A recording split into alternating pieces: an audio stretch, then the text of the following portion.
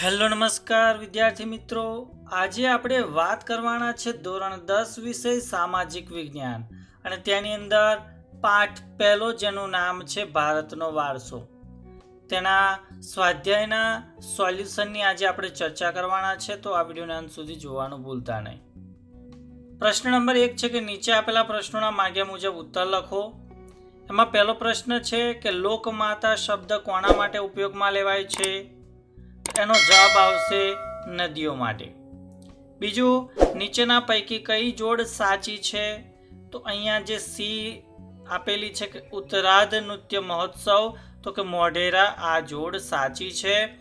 ત્યારબાદ ત્રીજો પ્રશ્ન છે કે દ્રવિડ કુળની ભાષાઓમાં નીચેનામાંથી કઈ ભાષાનો સમાવેશ કરી શકાય નહીં? તો એ આવશે હિન્દી. બાકી તમિળ, કન્નડ અને મલયાલમ એ દ્રવિડ કુળની ભાષાઓ છે, જ્યારે હિન્દી એ દ્રવિડ કુળની ભાષા નથી. ત્યારબાદ આગળનો જે પ્રશ્ન છે એની અંદર પહેલો પ્રશ્ન કે આર્ય પ્રજા અન્ય કયા નામે ઓળખાય છે? તો આર્ય પ્રજા અન્ય નોર્ડિક નામે ઓળખાય છે. બીજો પ્રશ્ન, નેગ્રીટો એટલે કે હબસી પ્રજા વિશે ટૂંકી માહિતી આપો. તો એના વિશે વાત કરીએ તો નેગ્રીટો અથવા નિગ્રો જાતિ એટલે કે હબસી પ્રજા ભારતના સૌથી પ્રાચીન નિવાસીઓ ગણાય છે. વર્ણે શ્યામ, 4 થી 5 ફૂટ ઊંચા અને માથે વાકડિયા વાળ ધરાવતા હતા. કેટલાક ઇતિહાસકારોના મંતવ્ય મુજબ હબસી પ્રજા આફ્રિકામાંથી બલુચિસ્તાનના માર્ગે થઈ ભારતમાં આવેલા. ત્યારબાદ આગળનો ત્રીજો પ્રશ્ન છે કે ભારતની રાષ્ટ્રમુદ્રામાં કયા કયા પ્રાણીઓ દર્શાવાયેલા છે?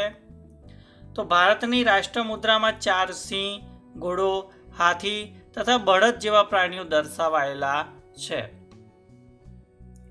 ત્યારબાદ આગળના પ્રશ્ન, એમાં પહેલો પ્રશ્ન કે ભારતીય વારસાના જતન અને સંરક્ષણ અંગે આપની બંધારણીય ફરજો જણાવો.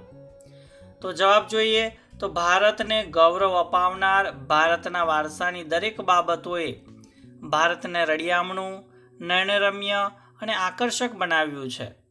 તેના જતન અને સંરક્ષણ માટે ભારતના પ્રત્યેક નાગરિકની પવિત્ર અને પ્રાથમિક ફરજ બને છે.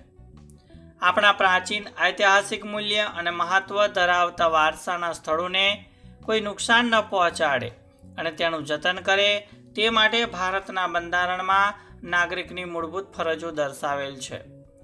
આપણા ભારતીય બંધારણના અનુચ્છેદ 51 ક, 6, જ અને ટ મુજબ અર્થાત 6, 7 અને 9 દર્શાવ્યા મુજબ આપણી સમન્વિત સંસ્કૃતિના સમૃદ્ધ વારસાનું મૂલ્ય સમજી તેની જાળવણી કરવાની ફરજ, જાહેર મિલકતોનું રક્ષણ કરવાની અને હિંસાનો ત્યાગ કરવાની ફરજ, જંગલો, તળાવો, નદીઓ અને વન્ય પશુ પંખીઓ સહિત કુદરતી પર્યાવરણનું જતન કરવાની અને તેમાં સુધારા કરવાની તથા સર્વ જીવો પ્રત્યે અનુકંપા રાખવાની ફરજ.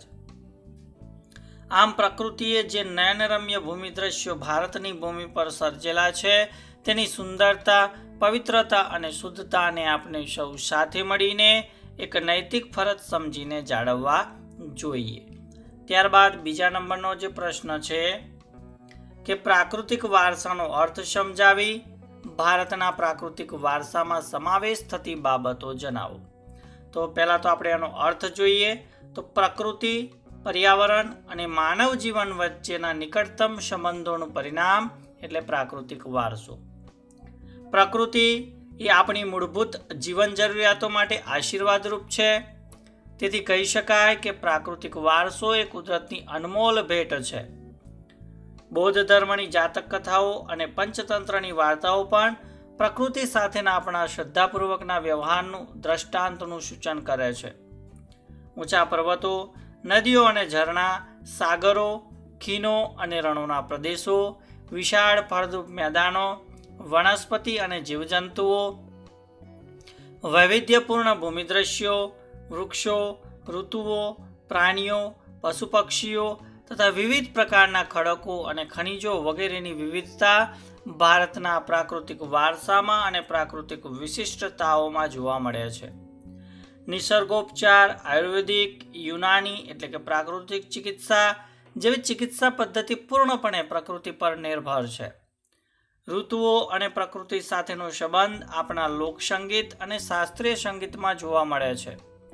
જ્યારે આપણા ગીતો, કવિતાઓ, તહેવારો, ચિત્રોમાં પ્રકૃતિ અને ઋતુચક્રમાં પણ વિષય વસ્તુનું નિરૂપણ જોવા મળે છે. ભૂમિ આકારો દ્વારા અનેકવિધ ભૂમિ દ્રશ્યોનું સર્જન થાય છે. દાખલા તરીકે હિમાલય પર્વત એ ભૂમિ આકાર છે. ભારતમાં હિમાલયના રક્ષણ હેઠળ ભવ્ય ભારતીય સંસ્કૃતિનો વિકાસ પામેલો છે. પ્રાચીન કાળથી ભારતની પ્રજા પર્યાવરણ પ્રેમી રહી છે. તેની સાક્ષી તેનો વૃક્ષ પ્રેમ, પુષ્પ પ્રેમ અને છોડવાઓ પ્રત્યેનો આદર ભાવ સૂચવે છે. કુંવારપાઠું હોય, હરડે અને લીમડો જેવી વન ઔષધિ તથા મોગરો, ગુલાબ અને ડમરા જેવા સુવાસિત પુષ્પોએ માનવ જીવનને ખૂબ સુંદર, સુવાસિત, નિરામય અને સમૃદ્ધ બનાવ્યું છે. આમ વનસ્પતિનો ભારતના સામાજિક અને ધાર્મિક જીવન પર અસરકારક પ્રભાવ રહેલો છે. આપણી સંસ્કૃતિમાં પ્રાચીન કાળથી નદી કિનારે ઉષા સંધ્યાના વિવિધ ભૂમિ દ્રશ્યો દ્વારા ભરપૂર સૌંદર્ય, કલાસૂઝ અને કૌશલ્યનો વિકાસ પણ પ્રાકૃતિક વારસામાંથી મળે છે. તેથી આપણે નદીને લોકમાતાનું બહુમાન આપેલ છે. પ્રાચીન કાળથી આપણા જીવનને સમૃદ્ધ બનાવનાર ધન ધાન્યથી ભરેલા ખેતરો, વન સમૃદ્ધિથી ભરેલા જંગલો અને વન ઔષધિઓ માટેના ઉપયોગી છોડવાઓએ મહત્વની ભૂમિકા ભજવી છે. આ માનવી, પ્રાણી અને પશુ પક્ષીઓના આહાર માટે પણ વનસ્પતિ પર આધાર રાખવો પડે છે. વાઘ, સિંહ, હાથી, હરણ, સાબર, રીંછ, સસલા, નોળિયા, ગો જેવા અનેક જીવો પ્રાચીન સમયથી જોવા મળે છે. તેથી કહી શકાય કે ભારત પ્રાચીન સમયથી પ્રકૃતિ પ્રેમી હોવાની સાથે સાથે પ્રાણી પ્રેમી સંસ્કૃતિ ધરાવે છે. આપણી ધાર્મિક માન્યતાઓમાં કેટલાક વન્યજીવોને દેવદેવીઓના વાહન તરીકે સ્થાન અપાયું છે. દાખલા તરીકે વાઘ, મોર, મગર, ગરુડ, કુકડો વગેરે. આપણી રાષ્ટ્ર મુદ્રામાં પણ 4 સિંહ, ઘોડો, હાથી તથા બળદની આકૃતિ મૂકીને તેનું મૂલ્ય આંકવામાં આવ્યું છે. વન્યજીવોની રક્ષા માટે અભયારણ્યો બનાવી તેમના જીવનની સુરક્ષા માટેના કાયદા પણ ઘડેલા છે. આપણા પ્રાકૃતિક વારસામાં વિવિધ ભૂમિ દ્રશ્યો, નદીઓ, વનસ્પતિ અને વન્યજીવોએ અગત્યનો ફાળો આપ્યો છે. ત્યારબાદ આગળનો જે પ્રશ્ન છે કે ભારતના સાંસ્કૃતિક વારસાનો ખ્યાલ આપો. તો સાંસ્કૃતિક વારસો એટલે કે માનવીએ પોતાની કુને, બુદ્ધિ ચાતુર્ય, આવડત અને કલા કૌશલ્ય દ્વારા જે કંઈ પ્રાપ્ત કર્યું હોય કે તેનું સર્જન કર્યું હોય તેને માનવ સર્જિત વારસો કે સાંસ્કૃતિક વારસો કહેવાય છે. પ્રાગ ઐતિહાસિક સમયથી ભારતે વિશ્વની પ્રજાઓને સાંસ્કૃતિક વારસાઓની ઘણી બાબતો ભેટ ધરી છે. જેમાં શિલ્પ સ્થાપત્યની કળા આશરે 5000 વર્ષ જેટલી પ્રાચીન છે. સિંધુ ખીણ સંસ્કૃતિના પુરાતન અવશેષો જેમાંથી મળી આવેલ છે તેમાં દેવદેવીઓની પ્રતિમાઓ, માનવ શિલ્પો, પશુઓ તથા રમકડા તેમજ દાઢીવાળા પુરુષનું શિલ્પ અને નર્તકીની મૂર્તિ જોઈને આપણને આપણા સાંસ્કૃતિક વારસા પ્રત્યે સ્વાભિમાન અને ગૌરવની લાગણી જન્મે છે. મૌર્ય યુગની ઊંધા કમળની આકૃતિ ઉપર સિંહ અને વૃષભનું શિલ્પ, બુદ્ધની પ્રજ્ઞાપારમિતાનું શિલ્પ, સારનાથની ધર્મચક્ર પ્રવર્તનવાળી મહાત્મા ગૌતમ બુદ્ધની પ્રતિમા જોવા મળે છે. મૌર્ય યુગ પછીના કાલખંડની જૈન તીર્થકરોની પ્રતિમાઓ, રાષ્ટ્રકૂટ રાજાઓના સમયની ઇલોરાની ગુફાઓ નિહાળતા આપણને આપણા સાંસ્કૃતિક વારસા પ્રત્યે આદર અને ગર્વ અનુભવાય છે. આપણા સાંસ્કૃતિક વારસામાં મંદિરો, શિલાલેખો, સ્તૂપો, વિહારો, ચૈત્યો, કિલ્લાઓ, રાજમહેલો, દરવાજા, મકબરા, મસ્જિદો, ઇમારતો, ઉત્ખનન કરેલા સ્થળો તેમજ ઐતિહાસિક સ્મારકોનો સમાવેશ કરી શકાય છે. આપણા સ્વાતંત્ર્ય સંગ્રામના ઐતિહાસિક સ્થળો જેવા કે સાબરમતી આશ્રમ, દાંડી, શાંતિ નિકેતન, વર્ધા, દિલ્હી વગેરે પણ સાંસ્કૃતિક વારસા તરીકે ઓળખી શકાય છે. આ ઉપરાંત ભાષા, લિપિ, અંકો, શૂન્યની શોધ, ગણિત, પંચાગ, ખગોળ, સાહિત્ય, ધર્મ, ગણતંત્ર, ન્યાયતંત્ર, વિધિવિધાન અને પર્યાવરણ સુરક્ષા ઇત્યાદિ ઘણી મહત્વની શોધો ભારતમાં થઈ છે. ત્યારબાદ વિદ્યાર્થી મિત્રો આપણે જે મુદ્દાસર પ્રશ્નોના જવાબ છે એની પણ આપણે ચર્ચા કરી લઈએ. તેમાં પહેલો પ્રશ્ન છે કે આર્ય અને દ્રવિડી સંસ્કૃતિની વિગતો આપો. પહેલું આપણે જોઈશું આર્ય સંસ્કૃતિ. તો ભારતની આર્ય સભ્યતાના નિર્માતાઓ આર્ય એટલે કે નોર્ડિક લોકો હતા. પ્રાચીન સમયમાં પ્રથમ આર્ય વસ્તી વાયવ્ય ભારત તથા પંજાબ દેશમાં હતી. ત્યાં 7 મોટી નદીઓ વહેતી હોવાના કારણે તેને સપ્તસિંધુ નામ આપ્યું. તત્કાલીન સમયમાં હિન્દુઓ આર્ય કહેવાતા. તેમની મુખ્ય વસ્તી જે પ્રદેશમાં હતી તે પ્રદેશ આર્યવ્રત તરીકે ઓળખાતો. ઉત્તર વૈદિક કાળમાં આર્યવ્રતનો પૂર્વમાં મિથિલા એટલે કે બિહાર સુધી અને દક્ષિણમાં વિંધ્યાચળ સુધીનો વિસ્તાર થયો. તેઓ અન્ય સમકાલીન પ્રજાઓ કરતાં વધુ વિકસિત હતા. આર્યો પ્રકૃતિ પ્રેમી હતા, તેથી તેઓ વૃક્ષો, પર્વતો, સૂર્ય, વાયુ, નદીઓ, વરસાદ વગેરેની પૂજા આરાધના કરતા હતા. પ્રકૃતિના તત્વોમાં દરેક સ્તુતિઓ એટલે કે ઋચાઓની રચના કરી. સમયાંતરે વેદ પઠન પ્રચલિત બન્યું, તેમાંથી ધાર્મિક વિધિઓ શરૂ થઈ. તે પછી યજ્ઞ યાગાદી ક્રિયાઓ ભારતમાં શરૂ થઈ. આમ આજે પણ આર્ય સંસ્કૃતિનો પ્રભાવ જોવા મળે છે. ત્યારબાદ વાત કરીએ દ્રવિડ સંસ્કૃતિ. તો દ્રવિડ લોકો મોહેન્જોદડોની સિંધુ સંસ્કૃતિના સર્જકો અને પાષાણ યુગની સંસ્કૃતિના સીધા વારસદાર હતા. ઉત્તરમાંથી આવેલી વિવિધ પ્રજાની ભાષા અને સાંસ્કૃતિક લક્ષણો ટકી રહ્યા. સમયાંતરે આ લોકો દ્રવિડ કહેવાયા. દ્રવિડોમાં માતૃમૂલક કુટુંબ પ્રથા પ્રચલિત હતી. દ્રવિડોએ માતા રૂપે દેવી એટલે કે પાર્વતી અને પિતૃરૂપે પરમાત્માની એટલે કે શિવની પૂજાની સમજ આપી. દ્રવિડોએ ધૂપદીપ અને આરતીથી પૂજા કરવાની પરંપરા આપી હોય તેમ મનાય છે. દ્રવિડોએ પશુ પૂજા, પ્રકૃતિ પૂજાની ભેટ આપેલ છે. દ્રવિડોએ અવકાશી ગ્રહોના ક્ષેત્રમાં તથા વિવિધ કલાઓ જેવી કે કાંતવું, વણવું, રંગવું, હોળી તરાપા જેવા ક્ષેત્રોમાં વિશેષ પ્રદાન આપેલ છે. દ્રવિડોના મૂળ દેવો આર્યોએ સ્વીકારી લીધા અને તેમને સંસ્કૃતિના દેવો તરીકે પુનઃ સ્થાપ્યા. ઉત્તરના પ્રચંડ પ્રભાવ હેઠળ દ્રવિડોમાં આર્ય સંસ્કૃતિ ઊંડે સુધી વ્યાપી ગઈ.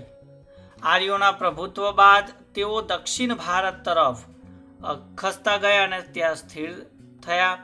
આજે દક્ષિણ ભારતમાં તમિલ, તેલુગુ, કન્નડ અને મલયાલમ જેવી ભાષાઓ દ્રવિડ કુળની ભાષાઓ તરીકે બોલતા લોકો જોવા મળે છે. પ્રારંભિક તમિલ સાહિત્ય ઉર્મિની અભિવ્યક્તિથી ભરેલું છે. આગળનો પ્રશ્ન છે કે ભાઈ સંસ્કૃતિનો અર્થ આપી વિગતે સમજાવો. તો સંસ્કૃતિ એટલે જીવન જીવવાની રીત. દેશ કે સમાજમાં કાળક્રમે બદલાતા સંજોગો અનુસાર જનજીવનમાં આવતા પરિવર્તનો, સુધારા, સામાજિક નીતિ રીતિ ઇત્યાદિ વડે ભિન્ન ભિન્ન સમાજોની સંસ્કૃતિ બને છે. સંસ્કૃતિ એટલે માનવ મનનું ખેડાણ અને તેમાં માનવ સમાજની ટેવો, મૂલ્યો, આચાર વિચાર, ધાર્મિક પરંપરાઓ, રહેણી કરણી અને જીવનને ઉચ્ચતમ ધ્યેય સુધી લઈ જતા આદર્શોનો સરવાળો એમ પણ કહી શકાય. વિશ્વની પ્રાચીન સંસ્કૃતિઓ પણ નદી કિનારે વિકસેલી જોવા મળે છે. દાખલા તરીકે મિસર સંસ્કૃતિ જે નાઇલ નદી, ચીનની સંસ્કૃતિ તો કે હવાંગહો અને યાંગતે ક્યાંગ નદી, ઇરાકની મેસોપોટેમિયા સંસ્કૃતિ યુક્રેટિસ અને ટાઇગ્રીસ નદી પર. ટૂંકમાં નદી એ સંસ્કૃતિઓની બાગબાન પણ કહેવામાં આવે છે. ત્યારબાદ આગળનો જે પ્રશ્ન છે કે ભાઈ ગુજરાતનો સાંસ્કૃતિક વારસો સવિસ્તર સમજાવો. તો લોથલ, રંગપુર, રોજડી અને ધોળાવીરા વગેરે સાંસ્કૃતિક, પૌરાણિક અને પુરાતત્વીય મહત્વ ધરાવતા સ્થળોમાં મુખ્ય છે. ઐતિહાસિક મહત્વ ધરાવતા જોવાલાયક સ્થળોમાં અમદાવાદમાં આવેલી જામા મસ્જિદ, ઝુલતા મિનારા, સીદી સૈયદની જાળી, હઠીસિંગના દહેરા, જ્યારે વડનગરનું કીર્તિ તોરણ, જૂનાગઢમાં આવેલો સમ્રાટ અશોકનો શિલાલેખ તથા જૂનાગઢનો મોહબ્બત ખાનનો મકબરો, નવસારીમાં આવેલી પારસી અગિયારી, પાટણનું સહસ્ત્રલિંગ તળાવ, વડોદરાનો રાજમહેલ, મોઢેરાનું સૂર્ય મંદિર, ચાંપાનેરનો દરવાજો, સિદ્ધપુરનો રુદ્રમહાલય અને વિરમગામનું મૂળસર તળાવ વગેરે આવેલા છે. ધાર્મિક મહત્વ ધરાવતા સ્થાનોમાં દ્વારકાનું દ્વારકાધીશ મંદિર, જગતગુરુ શંકરાચાર્યની શારદાપીઠ, 12 જ્યોતિર્લિંગ પૈકીનું સોમનાથ મંદિર, ઉત્તર ગુજરાતમાં અંબાજી, બહુચરાજી અને મહાકાલી માતાજી તથા ઉનાવા ખાતે મીરા દાતાર, જૈન તીર્થ પાલિતાણા, રણછોડરાયજી મંદિર ડાકોર અને શામળાજી મંદિર વગેરે ગણાવી શકાય.